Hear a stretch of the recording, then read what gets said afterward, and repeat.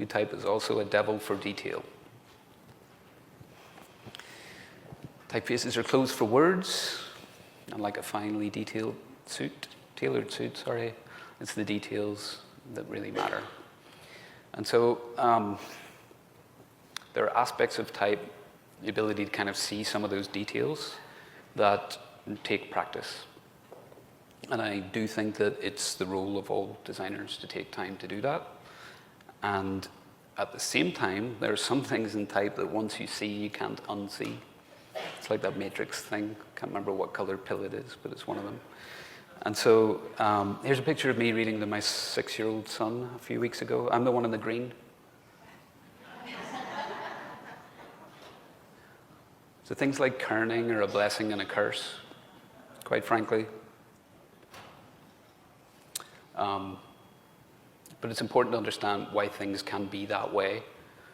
So we don't know. That typeface might have been designed as the first typeface by someone at college, right? And they're just putting it out there. That might be fine. Here's an example of how kerning becomes a problem. So as I understand it, fonts, being software and stuff, have letters that are made up in these sort of invisible regions, bounding boxes. There are things called side bearings either side of each letter, and that adds space to the outside so that each letter doesn't smash into the other.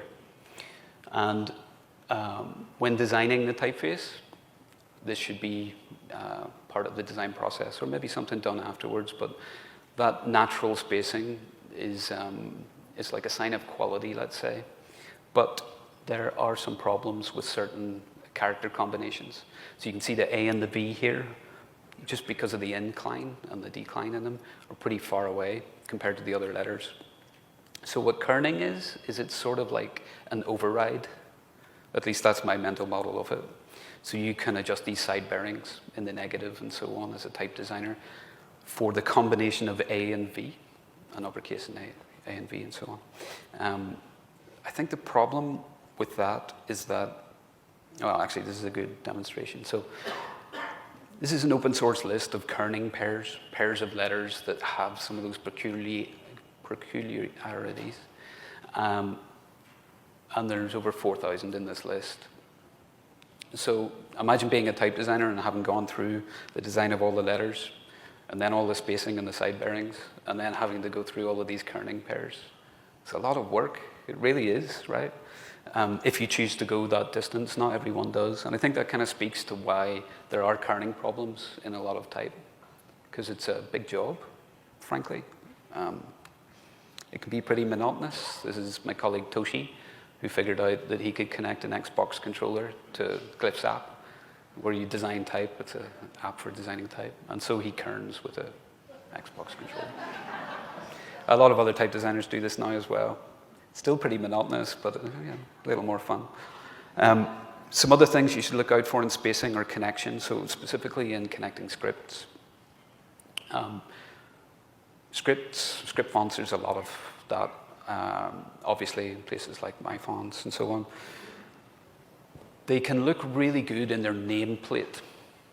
So a script font often looks great in its own name, right? It's kind of like the logo.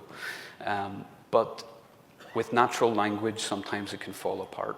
This kind of speaks to the challenges of spacing and so on, but I think it's exaggerated a little bit within connecting scripts, because each letter has an incoming and outgoing stroke, or most of them at least, and they're supposed to connect neatly to the next letter and so on. So these sort of issues really get highlighted whenever you use a type tester, for instance, and type in some natural language. So I really encourage you to do that. Be suspicious of perfection. Sounds weird. I'm sure most of you know this. So one of these shapes looks larger than the other. They're the same dimensions, even though their volume is different. And so what's happening here is that there are things going on in our minds that are over or under compensating for the geometry that we see. And to counteract that, experienced designers know to use things like overshoot and undershoot to make the circle larger and the triangle taller so that they're perceived to be the same size, even though they're not really. And this concept, if you imagine these as a proxy for O, capital H, and capital A, the concept has been known for to type designers for a really long time. This is a Humanist sans serif. Let's punch into it, sitting nicely on the line, right? It's lovely, very neat. Whenever you get right in, there's very little on the line. This is the baseline along the bottom and the median along the top. And this isn't by accident, this is by design. This geometric imperfection is generally a good thing. So even whenever a typeface is very Swiss, it should be very regimented and so on, you see this. And so if you see that, where things do line up, you should be suspicious, because generally it's a pretender.